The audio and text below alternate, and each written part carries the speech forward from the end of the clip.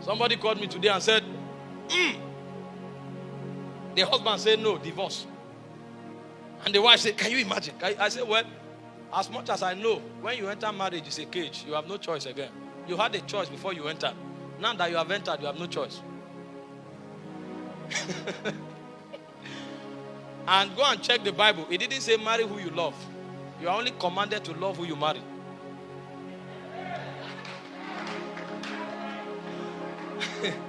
And when I read the Bible, I discovered spirits don't consider love to be emotion. They consider love to be sacrifice. So for the woman, love is submission. For the man, love is sacrifice. So the feeling may not be there again, but it's called marriage. And in marriage, you have no choice. It's taken away. So go back. I said the problem of marriage is one, is flesh. And the cure of marriage is supply of the Spirit. So the Bible said, be not drunk with wine, wherein is excess, but be filled with the Spirit. Speaking to yourself in psalms, in hymns, in spiritual songs, making melody in your heart to the Lord. When you are now full of the Spirit, he now says, submit yourself one to another. Because he knows that flesh will not allow you to submit yourself. So he says, first, be full of the Spirit. When you are full of the Spirit, it's easy to submit as a wife. And when you are full of the Spirit, it's easy to sacrifice as a man. If you are not, there will be crisis. That's the wisdom of the immortals. He knows that in time, there will be many options. So he banished, he sentenced you. You are a sentenced person. That's why you cannot live your life except as God speaks.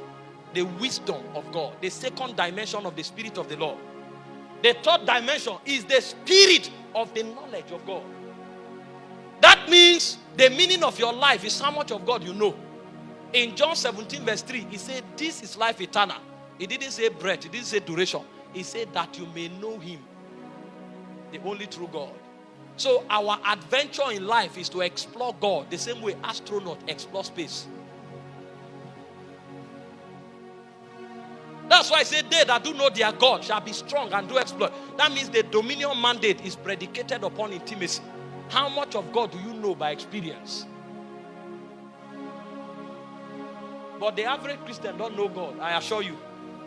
He's a religious man, full of activity, but he doesn't know God.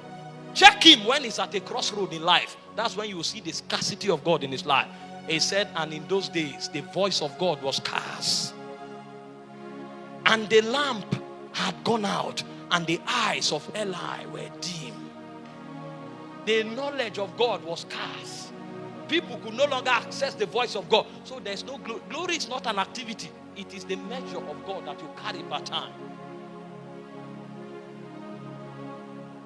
How much of God do you know? The third dimension